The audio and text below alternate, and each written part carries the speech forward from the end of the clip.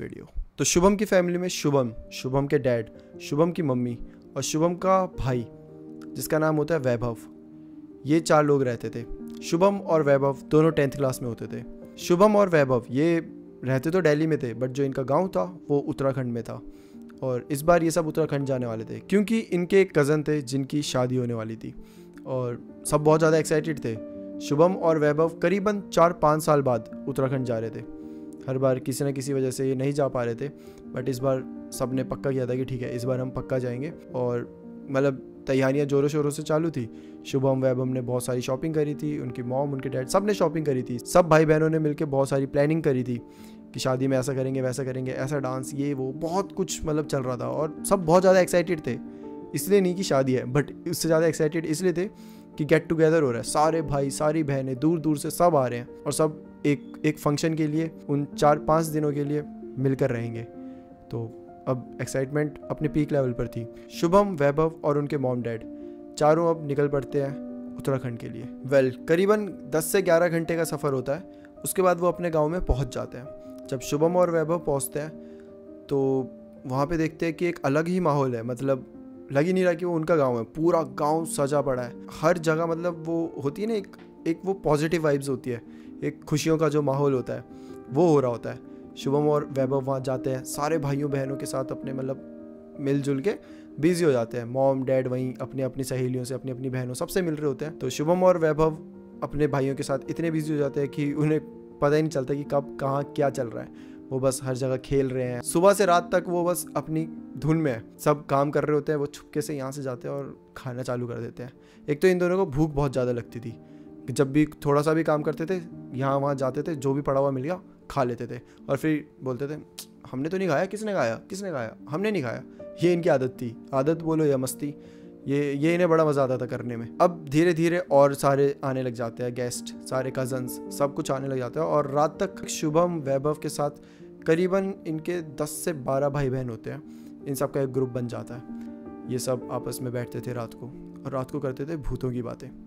सब बड़े एक्साइटेड होते थे। शुभम और वैभव दिल्ली से, तो ये ज़्यादा भूत प्रेत इन सब में भरोसा नहीं रखते।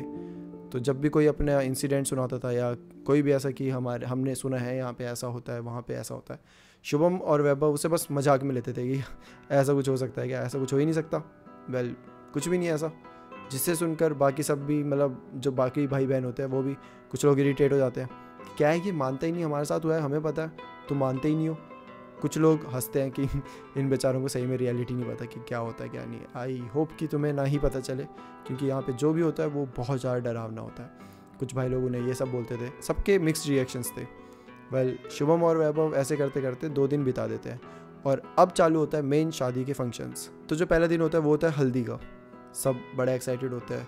सुबह सुबह सब ने येलो कलर की ड्रेस पहन लिया, सब ने येलो कलर के कुर्ते पजामे पहन लिए। सारे भाई बहन फ़ोटोशूट करा रहे हैं। जो उनके कज़न है जिसकी शादी है उसके साथ मिल रहे हैं, उसको छेड़ रहे हैं कि भाई अब तो बुरे हाल होने वाले हैं तेरे भाई, अब तो तेरी लाइफ गई, अब तो तू सिंगल नहीं रहेगा, अब तो मतलब ऐसे सब बहुत ज़्यादा मज़े में है। और शुभम और वैभव बहुत ज़्यादा इन्जॉय कर रहे हैं। एक और चीज़ मैं आपको बताऊँ कि शुभम और वैभव पहली बार किसी की मैरिज अटेंड कर रहे हैं। उन्हें इससे पहले आइडिया ही नहीं था क्योंकि सारी जो मैरिज होती थी वो ऐसे गांव में होती थी, ये दिल्ली में रहते थे तो बन ही नहीं पाता था। तो ये इनका फर्स्ट टाइम था और इन्हें बड़ा मज़ा आ रहा था इन सब चीज़ों में, पहली बार देखना। और ये सब चीज़ें कि इतने सारे गेस्ट आ जाते हैं। इनके जो घर था गांव में वो इतना बड़ा था, उसमें इतने सारे रूम थे। तो जब भी ये गाँव में जाते थे कोई से भी रूम में सो जाते थे, बट इस बार कुछ अलग था। इतने सारे रूम होने के बावजूद भी सब भाई बहन एक आंगन में सोए हुए हैं, गद्दे लगाए हुए हैं, क्योंकि भर चुका है, पूरा घर भर चुका है। इनफैक्ट जो बाकी गेस्ट आ रहे हैं उन्हें तो दूसरे घरों में सुलाया जा रहा है। ये सब चीज़ें शुभम और वैभव के लिए बहुत बहुत ज़्यादा मतलब नई थी और उन्हें मज़ा आ रहा था। रात को ये सारे भाई बहन ऐसे एक आंगन में सो गए, 12 के 12 ऐसे गद्दे लगा के। रात को कोई सो भी तो रहा ही नहीं है, मज़े कर रहा है, क्योंकि सबको बोल दिया गया है कि 4 बजे उठ जाना है, जल्दी जल्दी नहा लेना है, क्योंकि बाद में अगर तुम नहाओगे तो तुम्हारी बारी नहीं आएगी। तो जो जितनी जल्दी उठ के नहाने जाएगा उतना अच्छा है। तो सबने प्लान कर लिया कि हम 3 बजे उठेंगे, पहले तू जाइयो, फिर तू हमें उठाइयो, हम जाएंगे, फिर तू उठियो, फिर हम जाएंगे। मतलब ये सब चल रहा है इनके बीच में। और ऐसे करते करते हल्दी का दिन भी बीत जाता है और अब आता है मेन शादी का दिन। शादी का दिन आता है सुबह 3 बजे। शुभम वैभव जल्दी से उठ गया, उनकी मम्मी ने उन्हें उठा दिया कि जाओ बेटा जल्दी जल्दी फ्रेश हो जाओ, नहा लो जल्दी से, बाद में आपको टाइम नहीं मिलेगा। ऐसा ही होता है। ये सब भाई बहन उठते हैं, जाते हैं, कि करके सब नहा लेते हैं, तैयार हो गए। अब बारात चल पड़ी है। अब करीबन 11-12 बज गया और अब जो नॉर्मल चीज़ें शादी में होती है वो हो रही होती है। होने वाले हस्बैंड और होने वाली वाइफ बैठे हुए हैं, पंडित जी मंत्र जप रहे हैं। शुभम, वैभव, उनके सारे कज़न वहीं पे ही थोड़ा सा बोर हो रहे होते हैं कि यार क्या ही करें हम, तो वो बाहर चले जाते हैं, थोड़ा सा वहाँ खेलने लग जाते हैं आपस में। और जितने भी सारे गेस्ट होते हैं, जितने भी फैमिलीज रिलेटिव्स होते हैं, सब वहाँ पे है। सब कोई अपने फ़ोन से रिकॉर्ड कर रहा है, कोई बता रहे उन्हें कि ऐसे नहीं, ऐसे करो ऐसे करो, कोई सर्व कर रहा है कुछ ना कुछ। तो ये सब चल रहा है वहाँ पर। और वहाँ पे ना बहुत पॉजिटिव माहौल होता है, जो एक नॉर्मल फेस्टिवल में होता है वैसा माहौल, जहाँ पे बस खुशियाँ ही खुशियाँ होती है, इस टाइप का माहौल होता है। और तब एंट्री होती है एक बूढ़ी आंटी की। वो आंटी जो कि सारे वहाँ पे जितने भी लोग थे सबसे अलग लग रही थी। वो जब आती है, उन्होंने ऐसे पल्लू सा पहना होता है। पहले तो उनकी पूरी ड्रेस काले कलर की है, उन्होंने पल्लू पहना हुआ है। उनके यहाँ पे चिन्स में ऐसे यहाँ पे 3 डॉट्स होते हैं, और उन्होंने काजल लगाया होता है काले रंग का बहुत ज़्यादा। उन्होंने नाक में भी बहुत बड़ा सा वो जो होता है ना नोज रिंग, वो पहनी होती है। और सेम ईयर्स में, दोनों ईयर्स उनके बहुत ज़्यादा नीचे की साइड लटक रहे होते हैं। बहुत बड़ी सी ईयर रिंग्स पहनी हुई है। बड़ा अजीब सा गेटअप है। मतलब शादी में जहाँ हर कोई इतना अच्छा बनकर आया है, हर किसी को बहुत अच्छा दिखना है, वहीं वो आंटी जी बहुत अजीब, बहुत वियर्ड तरीके से आ रही होती है। उनके जो बाल होते हैं वो बहुत ज़्यादा लंबे होते हैं वो, और बहुत काले घने एकदम, लाइक एकदम जेड ब्लैक। नॉर्मल जैसे ब्लैक होते हैं वैसे नहीं, वो बहुत ज़्यादा काले से होते हैं। उन्हें देख के बड़े अजीब सी फीलिंग आती है। शुभम और वैभव खेल रहे होते हैं और वो आंटी उन्हें ऐसे क्रॉस करके जाती है। जैसे वो आगे जा रही है, जितने भी आगे रिलेटिव्स हैं सब साइड हो रहे हैं, खुद कोई उनसे मिल नहीं रहा। शुभम नोटिस करता है कि क्या सीन है। वैभव उसे बोल रहा है, भाई ये देखियो मतलब क्या चल रहा है एकदम से। जहाँ कोई भी रिलेटिव्स आता था सब उसके पास जाते थे, और कैसे हो आप, बड़े दिनों बाद दिखे, कैसे हो, कैसी चल रही है लाइफ। वहीं ये जो आंटी जा रही है, मिलना तो छोड़ो, कोई आंख भी नहीं मिला रहा, सब एकदम दूर हो जा रहे हैं। और अभी 5 मिनट पहले जो माहौल एकदम खुशी वाला था, जहाँ इतनी ज़ोर ज़ोर से हंसने की आवाज़ आ रही थी, गाने चल रहे थे, हर कोई खुश था, एकदम वहाँ पे साइलेंस सा हो गया है। जितने भी वहाँ पे लोग हैं सबकी आंखें सिर्फ उस आंटी पर है। और आंटी चलते हुए सीधा जा रही है शादी वाले जोड़े के पास, जो पति और पत्नी बैठे हुए हैं। जैसे ही वहाँ पे जाती है आंटी, सब दूर खड़े हो गए और एकदम पिन ड्रॉप साइलेंस। वो दोनों भी उस आंटी को ऐसे देख रहे हैं, और वो नॉर्मल तरीके से नहीं देख रहे। उनके एक्सप्रेशन अजीब से है, जैसे कि मानो वो बहुत डर रहे हो। समझ नहीं आ रहा क्यों। शुभम को बिल्कुल समझ नहीं आ रहा कि ऐसा क्यों हो रहा है। मतलब वो माहौल इतना नेगेटिव, 5 मिनट में जो माहौल इतना पॉजिटिव था, इतना अच्छा था, वो एकदम से ऐसा नेगेटिविटी से आ रही थी उस हर जगह से कि मतलब बता नहीं सकते, एक्सप्रेस नहीं कर सकते। उस आंटी जी का ऑरा बहुत ज़्यादा स्ट्रॉन्ग था और बहुत ज़्यादा नेगेटिव था। वो आंटी जाती है और जो वाइफ होती है ना, जो वहाँ बैठी हुई होती है, उसके ऐसे गाल पे हाथ फेरती है और ऐसे नीचे से चिन को पकड़ती है और बोलती है कि मैं हमेशा चाहूँगी तू हमेशा खुश रहे, मैं भगवान से दुआ करूँगी तेरी खुशी के लिए। वेल वो जैसे ये बोलती है, वहाँ पे बहुत अजीब सा माहौल हो जाता है। उन्होंने यही बोला होता है कि दुआ करूँगी तू खुश रहे, बट पता नहीं क्यों जिस तरीके से उन्होंने बोला होता है, वो जो साउंड बहुत अपोजिट करता है। मानो कि वो कुछ बद्दुआ दे रही हो, मानो कि वो उसे धमकी दे रही हो। और ये बोलकर वो वहाँ से चली जाती है। वेल वो आंटी अपने साथ एक थाली भी लाई होती है जिसमें लड्डू और मतलब मिठाइयाँ होती है, और वो ऐसे सामने रख देती है, उन दो जोड़ों के सामने रख देती है, और उस पत्नी को ये सब बोलकर वहाँ से चली जाती है। जैसे ही आंटी जाती है, सब हैरान है, सब चुप है एकदम। मतलब आंटी अब जा चुकी है, 1-2 मिनट हो चुके हैं उन्हें गए हुए, 120 सेकेंड्स, बट किसी की जुबान भी मतलब खुली नहीं है, किसी ने कुछ बोला नहीं। वो लोग जो चुप नहीं हो रहे थे, जो बोले जा रहे थे, उनके मुंह से अब शब्द नहीं निकल रहे। शुभम और सेम वैभव, उन दोनों को समझ नहीं आ रहा है कि ये हुआ क्या।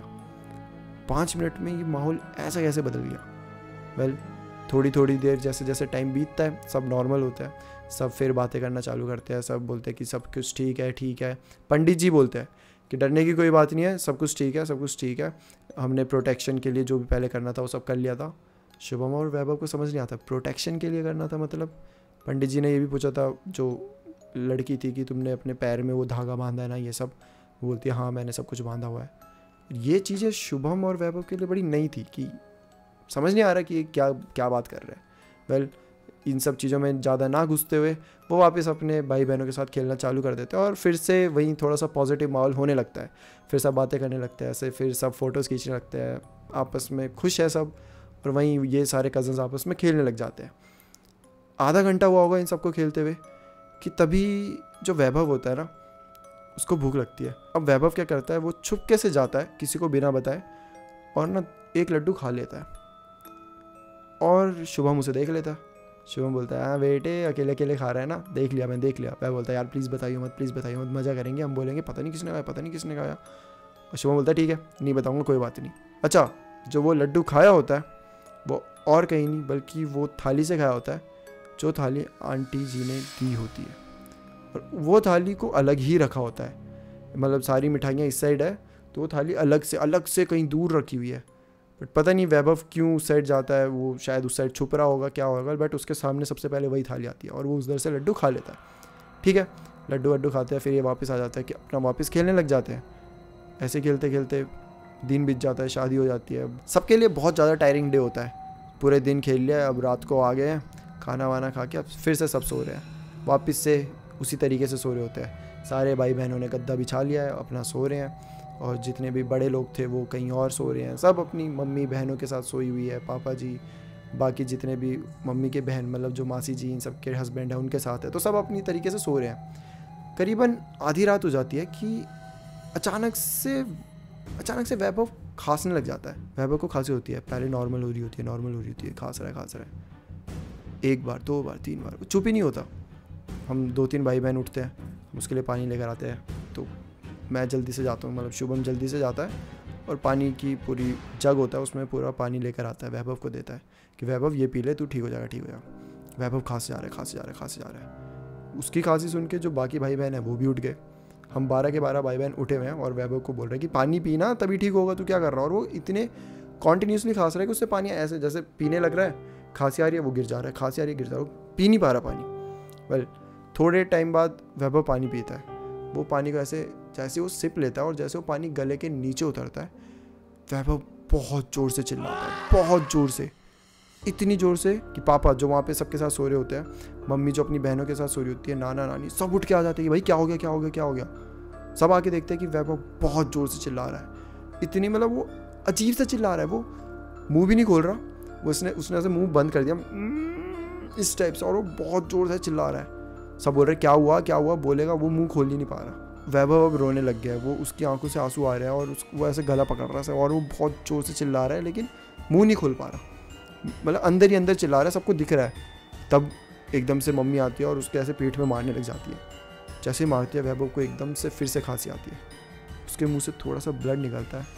साथ में जो निकलता है वो देख हर कोई वहाँ पर हैरान रह जाता है। वैभव के मुँह से थोड़ा सा ब्लड और 3-4 कांच के टुकड़े निकलते हैं, इतने बड़े बड़े टुकड़े। ऐसा नहीं कि चूरा है या कुछ है छोटे छोटे से, नहीं कि तुमने कुछ पी लिया और खा लिया जिसके साथ कांच चला गया, नहीं, इतने बड़े बड़े टुकड़े लिटरली, जो कि मतलब ही नहीं बनता वैभव के खाने का। और अगर तुमने खाई नहीं है तो तुम्हारे गले में कहाँ से आए किसी को समझ नहीं आता। और वैभव बहुत ज़ोर से चिल्ला रहा है, वो देखकर सब डर चुके हैं। शुभम को समझ नहीं आ रहा है ये क्या हो गया। शुभम बहुत ज़ोर से चिल्ला रहा है साथ में कि ये क्या है। जैसे ये होता है सब हैरान है, सारे फैमिली, सब मम्मी पापा नाना नानी सब हैरान है कि ये कांच के टुकड़े इसके मुंह से कैसे निकल रहे हैं, किसी को कुछ समझ नहीं आ रहा। तभी नानी एक सवाल पूछती है, वैभव तूने जो वो औरत प्लेट ला कर दी थी उसमें से कुछ खाया तो नहीं। तभी शुभम को एकदम स्ट्राइक करता है कि हाँ, दिन में तो वैभव ने लड्डू खाया था। शुभम बताता है कि हाँ नानी जी, ये वो मिठाइयाँ लेकर आई थी उनमें से कुछ खा ली थी इसने। जैसे वो ये बोलता है एकदम से ऐसे मानो जैसे आवाज़ उठी हो, ऐसे एकदम से सारे आपस में बात करने लग गए रिलेटिव्स।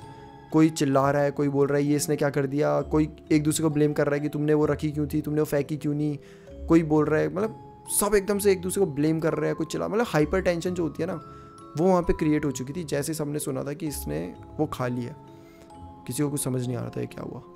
नानी जी उसे सुनाती है कि तूने यहाँ से क्यों खाई। इन्हें समझ नहीं आता कि मिठाई तो है, खा ली हमने, इसमें गलत क्या था। नानी नाना को बोल रही है कि ये मिठाई क्या कर रही थी यहाँ पर, इसे फेंका क्यों नहीं। नाना बोल रहे हैं कि अरे दूर इसलिए रखा था फेंकने के लिए। कुछ समझ नहीं आ रहा किसी को। तभी एकदम से वैभव फिर खांसने लग जाता है और फिर वो चिल्लाने लग जाता है। जैसे वो चिल्लाने लगता है, नानी उसे उठाती है और लेकर जाती है सीधा मंदिर में। मतलब वो जो घर है वहाँ पे नानी जी का, तो ऐसा है, वो एक घर नानी का, दूसरा बड़ी नानी का, छोटी नानी का, जॉइंट फैमिली रहती है, तो 3-4 घर है और इन सब का एक कॉमन मंदिर है। हर कोई वहाँ पे आके मंदिर में पूजा करते हैं। उस मंदिर में लेकर जाते हैं, वैभव को वहाँ रखते हैं और नानी जी माता जी को बोल रही है कि माता जी प्लीज़ इसकी रक्षा करना, ये यहाँ पर नया है, इसको कुछ नहीं पता यहाँ का, प्लीज़ आप इसकी रक्षा करना। और वैभव और ज़ोर से चिल्ला रहा है और ज़ोर से चिल्ला रहा है और अब वैभव की आंखों से ज़ोर से चिल्लाने या दर्द की वजह से आंसू गिर रहे हैं, बट वो आंसू नॉर्मल पानी जैसा नहीं है, वो ब्लड के आंसू है। उसकी आंखों से ब्लड निकल रहा है लिटरली। और ये देखकर हर कोई पागल हो गया। ये देखकर सबसे पहले जो मम्मी होती है वैभव की, वहीं बेहोश हो जाती है। उन्हें समझ नहीं आता क्या हुआ। पापा जी कैसे कैसे करके मम्मी को संभालते हैं और शुभम को बहुत गुस्सा आता है। उसे कुछ समझ नहीं आ रहा है कि ये हो क्या रहा है, बट एक चीज़ उसे समझ आ गई है कि ये जो भी चीज़ हो रही है ये उस आंटी की वजह से हो रही है जो सुबह आई थी। और वो बोलता है कि मैं उस आंटी को छोड़ूंगा नहीं, वो कौन थी, ये वो ऐसे करके शुभम बहुत गुस्सा कर रहा है। और तभी उसको सब उसके मुंह को पकड़ रहे हैं, जो मामा जी ये सब है उसके मुंह को पकड़ रहे हैं और बोल रहे हैं कि ऐसे नहीं बोलते, उनके बारे में यहाँ कोई बात नहीं करता, ना ही उनका यहाँ नाम लेता है, ना ही उनके बारे में कोई बात करता है, तो तुम भी उनके बारे में बिल्कुल बात नहीं करोगे। शुभम को समझ नहीं आ रहा है कि इतना ज़्यादा खौफ, एक औरत का इतना ज़्यादा खौफ कि नाम नहीं ले सकते, जिक्र नहीं कर सकते, वो तो यहाँ है भी नहीं, फिर क्या दिक्कत है। वहीं नाना नानी सब उसे डांट रहे हैं कि शुभम को बोल रहे हैं कि चुप रहे, एकदम कुछ नहीं बोलना, बोला ना कुछ नहीं बोलना। और शुभम बस समझ नहीं आ रहा उसे कि क्या करे। वैभव को संभाल नहीं सकता, दूसरों को ब्लेम नहीं कर सकता, क्या करे वो। मम्मी वहाँ बुरी हालत है, मम्मी बेहोश हुई पड़ी है। ये शुभम के लिए आज तक की सबसे ज़्यादा दर्दनाक और सबसे ज़्यादा बुरी नाइट थी। वेल, थोड़ा टाइम और बीतता है, वैभव अब थोड़ा ठीक है, उसे थोड़ी कम दर्द हो रही है और एकदम से वैभव फिर चिल्लाना चालू कर देता है। और इस बार वैभव बड़े अजीब तरीके से, ऐसा लगता है जैसे वैभव की हड्डियाँ कटक रही है, जैसे हड्डियों के टक टक होने की आवाज़ आती है वैसे हो रहा है। और उसके हाथ भी जैसे नॉर्मल आते हो ऐसे ऐसे ऐसे टेढ़े हो रहे हैं और फिर उसकी आंखों से थोड़ा थोड़ा आंसू निकल रहा है और अजीब सा हो गया। उसके गले में ऐसे रैशेस से पड़ गया, जैसे कि किसी ने बहुत ज़ोर से दबाया हो या ऐसे नाखून मारे हो, समझ नहीं आ रहा क्या हो रहा है और उसकी बहुत बुरी सी हालत हो रही है। और जब ये सब हो रहा है तब तक वैभव की मम्मी होश में आ गई है और ये सब देखते हुए बहुत ज़ोर से चिल्लाती है, बस बहुत हुआ। वैभव की मम्मी दौड़ते हुए जाती है, वो घर से बाहर चली जाती है। अब घर के बाहर ना खेत होते हैं, एक खेत ऐसे, दूसरा तीसरा ऐसे, नीचे की साइड खेत होते हैं और जो जा रहे होते हैं। वैभव की मम्मी उन्हीं खेतों से नीचे जाने लगती है। उन्हें देखते हुए सब उसके पीछे भागते हैं कि कहाँ जा रही हो इतनी रात को, कहाँ जा रही हो, पागल हो गई हो क्या। बट मम्मी नहीं रुक रही, मम्मी चली गई है नीचे। और नीचे एकदम नीचे नाला होता है एक, और वो उस नाले के पास चली गई है। नाले के पास जाकर वैभव की मम्मी एक तो घर होता है, अजीब सा घर, छोटा सा घर होता है, बहुत छोटा सा, ऐसा लगता है कि गोबर के जो उपले होते हैं उससे बनाया गया होता है वो घर, जो मुश्किल से एक प्रॉपर रूम भी नहीं होगा वहाँ पर। उधर जाकर वो गेट को खटखटाने लग जाती है ज़ोर ज़ोर से। थोड़ी देर में वो गेट खुलता है। गेट से कौन निकलता है पता है? गेट से बाहर निकलती है वही औरत, एक काले कलर के सूट वाली औरत। और जब वो रात को निकलती है तो बहुत अजीब सी एक चीज़ होती है कि आधी रात को उस औरत ने सोना पहना हुआ है, बहुत सारा, हाथों में सोना, पूरे मतलब जो कान में, नाक में, यहाँ माथे में, हर जगह उसने जो भी चीज़ें पहनी है सोने की पहनी हुई है। और जो कलर का उसने कपड़ा पहना हुआ है वो अभी भी काला है। और ये देख के उस मम्मी को बड़ा अजीब सा लगता है। वेल, अब यहाँ से जो भी स्टोरी है वो मम्मी ने शुभम को बताई है, क्योंकि शुभम और पूरी फैमिली ऊपर ही रह गई थी, नीचे सिर्फ मम्मी आई थी। तो अब ये जो चीज़ें हैं वो मम्मी ने शुभम को बताई थी कि जब वहाँ मम्मी जाती है वो देखती है कि वो औरत इतनी रात को पूरा सोना वोना पहन के, पूरे ऐसा लग रहा है कि उसने पूरा श्रृंगार करा हुआ है, और वो ऐसे हंसती हुई आती है कि अरे बेटा तुम यहाँ, क्या चाहिए तुम्हें। और मम्मी बहुत ज़ोर से रो रही होती है, बहुत ज़ोर से। वो हाथ जोड़ रही है और बोल रही है प्लीज़ तुमने जो भी किया है वो मेरे बच्चे के साथ मत करो, उसके कोई कसूर नहीं है, वो उसे छोड़ दो। और यहाँ ये इसे समझ नहीं आ रहा, ये बोल रही है कि मुझे कुछ समझ नहीं आ रहा बेटा, तुम्हें मुझसे क्या चाहिए, मैं एक बूढ़ी सी औरत तुम्हारी क्या मदद कर सकती हूँ। तभी मम्मी को और ज़्यादा रोना आ जाता है कि प्लीज़ ऐसे मत बोलो, आपको पता है मैं क्या बोल रही हूँ, आप उसे ठीक कर सकते हो और आप ही हो जो ठीक कर सकते हो। वो हाथ जोड़ रही है, वो पैर पड़ रही है कि मेरे बच्चे को प्लीज़ बचा लो। बट ये औरत बोलती है कि मुझे तो कुछ समझ नहीं आ रहा बेटा, आप क्या कह रहे हो। अगर मैं बचा सकती, अगर मेरे हाथ में होता तो मैं ज़रूर करती, बट मेरे हाथ में कुछ है ही नहीं, मुझे तो कुछ पता ही नहीं। मैं तो इनफैक्ट सुबह आई थी, मैंने सबको आशीर्वाद दिया था कि सबकी लाइफ अच्छी हो, उनकी जोड़ी अच्छी रहे। मैं तो सबका अच्छा चाहती हूँ, मैं नहीं चाहती यहाँ पे ऐसा कुछ बुरा हो। तो मुझे नहीं पता आप क्या कह रही हो। अच्छा, अगर आपका हो गया हो तो मैं जाना चाहती हूँ, जैसे कि आप देख सकते हो मैं तैयार हो रही हूँ और मुझे जाना है, तो मैं जाऊँ। ऐसा बोलकर वो गेट बंद कर देती है। और जैसे ही वो गेट बंद करती है, इस बार मम्मी रो नहीं रही, अब उन्हें गुस्सा आ गया है। वो बहुत ज़ोर ज़ोर से खटखटा रही है गेट, बहुत ज़ोर से, और वो बोल रही है कि तुझे जो चाहिए मैं तुझे दूंगी, तुझे जो भी चाहिए मैं तुझे दूंगी, मेरे बेटे को कुछ मत कर। अगर मेरे बेटे को कुछ करेगी तो अगली बार तुझे मेरे से निपटना पड़ेगा। अगर मेरे बेटे को कुछ हुआ तो जो मेरा पूरा परिवार है वो एक साथ तेरे पास आ जाएगा। और तुझे भी पता है कि हम सब अगर एक साथ आ गए तो तू भी कुछ नहीं कर सकती। तो ऐसा कुछ भी मत कर जिसकी वजह से हमें मजबूरन तेरे ऊपर आना पड़े। मम्मी एकदम से धमकाने लग गई है, क्योंकि अब कोई ऑप्शन नहीं है। उन्होंने गिड़गिड़ा लिया, वो रो ली, उन्होंने भीख मांग ली, बट सामने वाला तो उल्टा मजाक बना के चला गया। तो अब मम्मी को गुस्सा आ गया और वो बस उसे सुना रही है, उसे धमका रही है कि अगर हम सब आ गए तो तू हमारा कुछ नहीं बिगाड़ पाएगी। तू 1 का 2 का 3 का बिगाड़ सकती है, बट सबका नहीं बिगाड़ सकती। और मम्मी जैसे ये सब बोल रही है, अंदर से कोई रिस्पॉन्स नहीं आ रहा, एकदम साइलेंस है। बदले में मम्मी बोलती है कि ठीक है, मुझे पता है तुझे क्या चाहिए, तुझे धन दौलत इन सबसे बहुत प्यार है ना, तो मैं अपना सारा सोना जितना भी मैं लेकर आई हूँ सब यहीं पे छोड़ कर जा रही हूँ।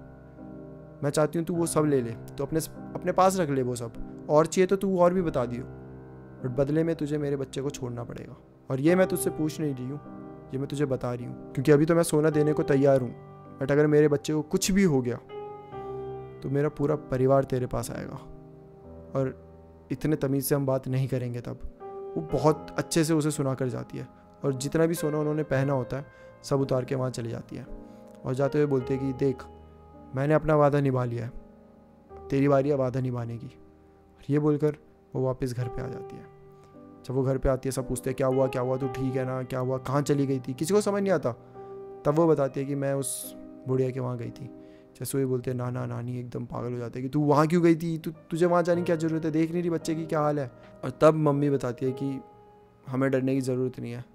अगर इस दुनिया में नेगेटिव एनर्जीज़ है तो हमें बचाने के लिए पॉजिटिव एनर्जीज़ भी है, जो कि खुद भगवान जी है। अगर आप सबको नहीं पता तो हर एक गांव में तो ऐसा होता है कि हर एक गांव के एक कुल देवता होते हैं जिन्हें वो बहुत ज़्यादा मानते हैं। जैसे मैं हिमाचल से हूँ, हमारे हिमाचल मंडी से, तो हमारे जो कुल देवता है हमारे हैं कमरूनाग जी। तो ऐसे सबके कोई ना कोई होते हैं जिन्हें बहुत ज़्यादा मानते हैं। और जो छोटे छोटे देव भी होते हैं वो ऐसे किसी के अंदर आ जाएंगे और उनसे कन्वर्सेशन कर सकते हैं, लिटरली लाइक आप भगवान से बात कर सकते हो। नॉट भगवान, बट वो देव होते हैं। चलो इस चीज़ को मैं बाद में अलग से समझाऊंगा। तो ऐसा ही होता है। वहाँ पे भी एक आदमी था जिसके अंदर देव आते थे, और वो उस आदमी के पास जाती है और हाथ जोड़कर बोलती है शुभम की मम्मी कि प्लीज़ भगवान हमें बचा लेना, हम सब आपको इतना मानते हैं, आपको भी पता है अगर ऐसे कोई भी आकर हमारे साथ ऐसा करने लग जाएगा, हमारे बच्चों के साथ ऐसा करने लग जाएगा, तो फिर हमारी मान्यता का फ़ायदा ही क्या, हम भरोसा ही कैसे करेंगे किसी पर। हमें तो सिर्फ आप पर भरोसा है और हमें पता है आप हमें बचा लेंगे। बस वो इतना बोलती है और एकदम से शुभम की मम्मी को पता नहीं कैसे वो कॉन्फिडेंस होता है, वो आ गया है कि मेरे बच्चे को अब कुछ नहीं होगा। वो सबको बोलती है कि डरने की कोई बात नहीं है, मेरा बच्चा सेफ़ है, उन्हें कुछ नहीं होगा, हो ही नहीं सकता। और जैसे ही वो ये बोलती है वहाँ पे शुभम की हालत ठीक होने लग जाती है। जो शुभम अभी चिल्ला रहा होता है, जिसकी बॉडी पूरी मुड़ चुकी होती है, जिसके यहाँ अजीब से मार्क्स बने होते हैं, वो सारे गायब होने लग जाते हैं। जो वहाँ पे पंडित जी होते हैं वो भी आते हैं और वो एक फूल होता है जिससे शुभम को पूरा ऐसे गोल घुमाते हैं, उस पर उसकी बॉडी पे रगड़ते हैं और वो फूल उसे दे देते हैं। उसे बोलते हैं कि हमेशा अपना ये जो फूल है ना, ये बहुत ज़्यादा पवित्र फूल है, तो ये हमेशा अपने साथ रखना बेटा। और ऐसे ही होता है। शुभम हमेशा आज तक उसने वो फूल को अपने साथ रखा है। और उसके बाद पता नहीं क्यों बट वो औरत दिखी नहीं वहाँ पर, शायद वो डर गई होगी। वेल मेक सेंस, क्योंकि जितने भी ऐसे होती हैं जो ब्लैक मैजिक, इन सब में ये 1-2 का तो बिगाड़ सकती हैं, बट अगर सब एक साथ आकर वहाँ पे अटैक कर लें या उसको धमकाएं तो हाँ, वो इतने सब का कुछ नहीं कर सकती। और वही शुभम की मम्मी ने किया था। जो शुरू में हुआ था ना, जब शादी में वो आई थी तो सबके अंदर डर था, उसे दिख रहा था कि यहाँ सब मुझसे डरते हैं। वो आई, उसने बात किया, वो चली गई। वो 5 मिनट के दौरान किसी के मुंह से कुछ नहीं निकला, सबके अंदर बस एक डर था। बट इस टाइम शुभम की मम्मी अकेले आके उसे धमका कर गई है, तो कहीं ना कहीं उसे भी डर लगा होगा और इसीलिए वो पूरा सोना लेकर वहाँ से भाग गई थी। और इस बात को आज से करीबन 10 या 11 साल हो चुके हैं। 10 से 11 साल में वो औरत ना तो कभी वापस आई, ना ही कभी किसी को दिखी है। तो गाइस ये थी आज की स्टोरी। अगर आप भी गांव से हो, लाइक हिमाचल से हो, उत्तराखंड से हो या वेस्ट बंगाल से हो, तो आप सबको ये चीज़ें पता होगी कि कभी भी किसी की भी शादी में जाते हो, किसी भी अनजान के हाथ का कभी नहीं खाना चाहिए। अगर आप किसी को नहीं जानते हो तो प्लीज़ अवॉइड ही करना उनसे इंटरेक्शन, ये सब प्लीज़ थोड़ी सी संभल कर ही करना।